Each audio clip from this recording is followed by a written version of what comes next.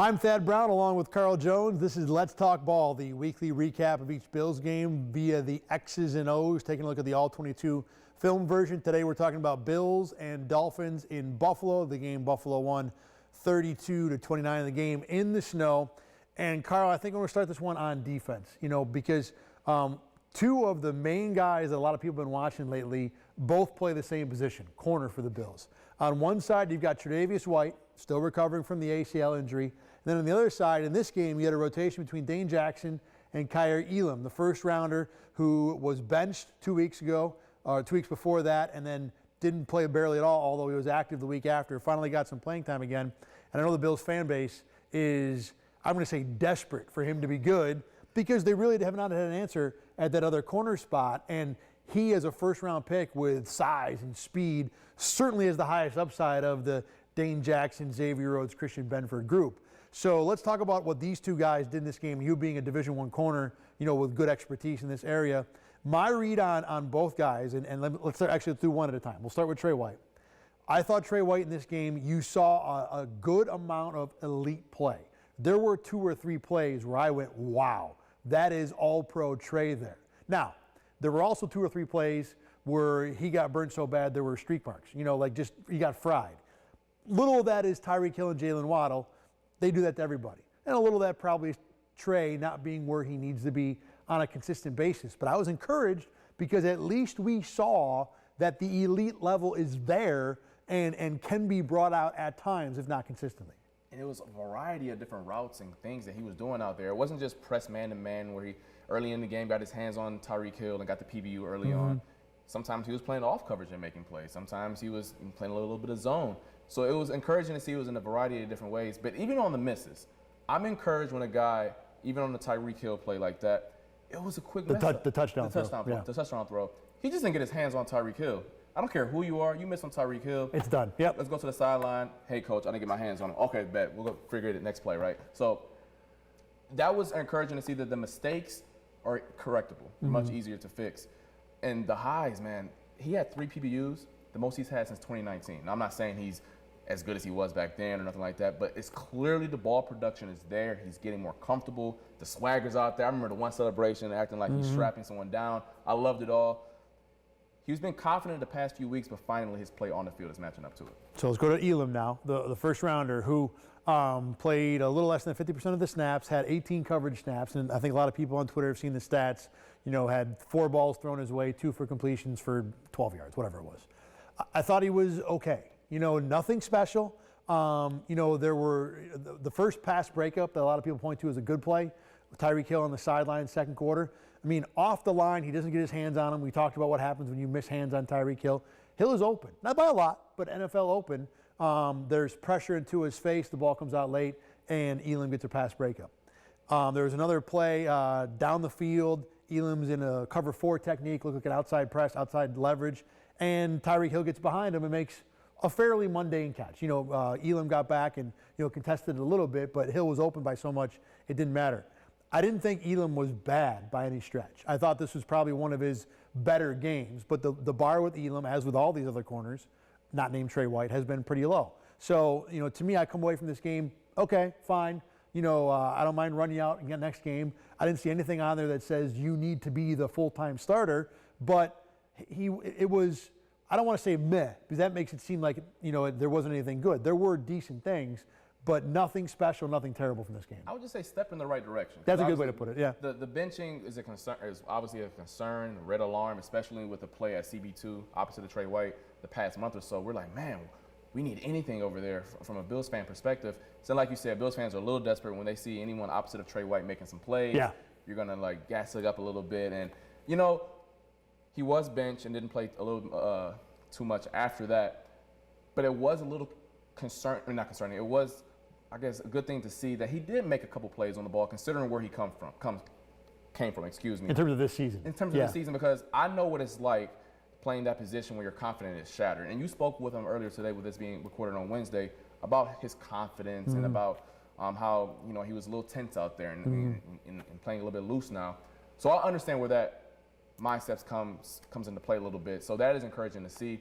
But in terms of, the stats, and we've talked about this enough, please stop looking at these stats on Twitter and acting as if they are gospel when it comes to cornerback play.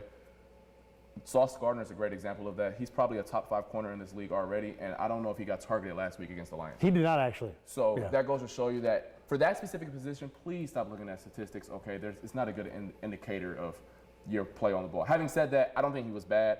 Step in the right direction. I thought Dane played a solid game as well, and they're going to need that type of trajectory going forward with some of the games they got coming up. Yeah, I agree with you on Dane. I think Dane's game was close to, if not about the equal of what Elam did. And, going back to talking with him today, he's a thoughtful dude. I mean, he's a really interesting guy to talk to. Really, talked a little bit today about how he was trying to be perfect. And I think the expectations of being a first rounder and being the guy, not only was he a first rounder, but think about, what he is coming into this team. He was like the only guy who had to be a starter because of his first round status on a team that was expected to win the Super Bowl. That's a mountain of expectations on a young guy. So I guess it's probably not a surprise that he struggled with them a little bit. This was a step in the right direction. We'll see if it continues going forward. Beyond that defensively, I think the other big point in this game was the run D. And obviously Raheem Mostert had 100 yards at halftime. So it ain't good. To me, a couple things happened. And you'll get into some of this too. Number one, Ed Oliver had a bad game against the run. Not below average, not borderline. He had a bad game. He was invisible against the run. So that's a problem when you got two spots up front at tackle that you need to anchor the run D, and one of them was just totally irrelevant. Daquan Jones at the other spot, he had an up and down game. And, I could tell you, you're going to know every run that he played well and played poorly on.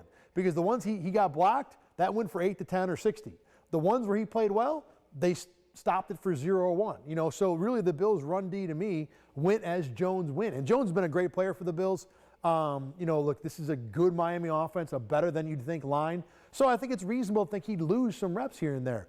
But to me, it started and ended with the tackles because the reps that he got blocked, well, that followed with guards getting downhill and getting all over Tremaine Edmonds and Matt Milano. And look, for as good as those two guys have been this year, when you get offensive linemen on them, they're dead. It's over. And then on top of that, the tackling was poor. And I think you want to talk about this a little bit. The tackling wasn't great. Make no mistake about it. They're NFL players. You expect them to do so. But to add a little bit of context to it, you combine Thad's point about the defensive tackles, not every single rep winning their 1/11th in their assignment. In doing so, like he said, it allows the offensive lineman to get up on the backers. So Raheem Mostert is getting full head of speed. Mind you, Raheem Mostert's a track star, y'all. So he's about, I think he runs a 10.2. That's fast, okay? Yeah. And a guy like that coming downhill in 20-degree weather, I don't care who you are. It is not easy to tackle guys like that. It's just, I don't care how much you want to block out the cold or say it's just all mental. I hate to break it to you. Sometimes physics takes over or something like that. Eric Snyder got the answer for that one. But when you got guys 6, 7, 8 yards down the field going untouched, it is hard to tackle guys like that. So that's an upfront issue. And I thought that the Bills, they weren't winning their assignments up front. So now you're asking DeMar Hamlin, Dane Jackson, Jordan Poyer, Matt Milano at times to tackle guys 9 yards down the field. And that's not going to be great for any box score. So some of those runs, I thought, guys were missing tackles, and some of them, guys up front were just getting whooped. And a little bit of it, too, is the Bills played a defense against the Dolphins that teams play against the Bills a lot, which is overplaying the pass. So you had a few of those with light boxes where the Bills are inviting Miami to run the ball a little bit, and Miami did with some really big success. Anything else defensively you want to hit before we get out of here? The only thing, Taron Johnson had one of the best games. Oh, yeah, absolutely. And I tweeted about this. Yeah. I thought he was the second best player for the Bills, not just for his play, but the timeliness of the plays, third down plays, money down. Anytime a defensive player can get his team off the field, that's an A+ in my book. Taron Johnson, I just realized, did not make any alternate for the Pro Bowl, which that right there is the biggest snub. Well, nickelback is so archaic in terms of football terminology, and people, 10 years or so, they might implement that. I guess that's fair, because if he's going up against corners, all the outside guys who are elite, you just brought up Sauce Gardner, there's 80 more of those in the NFL. The NFL is loaded with elite corners, so it's hard for a nickel, but Taron Johnson was fantastic in this game. All right, let's move to the offensive side of the ball. I think a couple things I want to bring up with this. I really like the games that Dawson Knox and, believe it or not, Khalil Shakir had, at least getting open down the field. Knox at a couple spots ran physical tight end type routes where he was going through defensive backs to get open. You don't see that a lot with him. I like to see it because he's not like a Travis Kelce big tight end or Mark Andrews, but he's big enough to win some of that, and he did that in this game. And a lot of people have been clamoring on Twitter for Shakir to play because of all the Bills' issues when it comes to the slot receiver. And, for the most part, I've been telling you, look, he's not getting targets because he's not getting open. He was open in this game. There were 2 or 3 where Josh Allen could have gone down the field to him and elected not to for reasons that I cannot explain. So I thought Shakir, at least from that point of view, had a solid game. Now, look, they ask him to block every once in a while. Terrible idea. They need Jay Kumaro back in that role in the worst way. Speaking of slot receiver, though, before I move over to the point you want to make about this offense, Cole Beasley's game 1. Okay. The one catch he made, that was a standard. I've seen this Beasley play 100 times. He runs the sideline, comes back, finds space, easy 9 yards. Beyond that, there were a few where it looked like he was getting locked up with one guy to where I'm like, wow, that's not something that's going to really help this offense. But the Josh Allen fumble was a play where they schemed Beasley open and he was open. And again, I don't know what Josh was thinking. So good and bad for a first game, totally fine, I thought. And speaking of, you talked about the players having good games. I thought Ken Dorsey, at least execution-wise, schematically, I thought he had a good game plan. Early on, the Dolphins played a ton of cover 3 single high safeties, which just means your corners are outside leverage and there's a single high safety deep in the middle. So early on, you guys saw a lot of quick little glance post slants from Stephon Diggs, and Stephon Diggs and Allen were taking that all game, 15, 20 yards. Owned it in the first half. Owned it. And that's because the Dolphins are outside leverage as a corner, and you can't take away everything as a defense. Every defense has its weakness, and that was that one. And also, the first 2 drives of the game, the long Dawson Knox catch, and then also a missed throw by Josh Allen, those are 2 throws that are cover 3 beaters. So the first one, Isaiah McKenzie got in between the deep corner and the buzz defender. Josh Allen just missed the throw. It's going to happen. But then the next one, he doesn't miss the throw to Dawson Knox, and Dawson Knox takes that for a very long catch. So that was encouraging to see that Ken Dorsey had a game plan, knew what the Dolphins wanted to do, and executed that. And then in the second half, the Dolphins said, you know what? We're not getting home to Josh Allen, because it was like 7-on-7 for Josh Allen in the first half. They weren't getting any pressure on him. Absolutely. I mean, it was just back there. He was just like eeny, meeny, miny, mo, just how much time he had. But in the second half, the Dolphins said, you know what? If we're not going to get to him, let's get in these receivers' faces. And it did go on a little bit of a lull in the third quarter. They weren't getting open.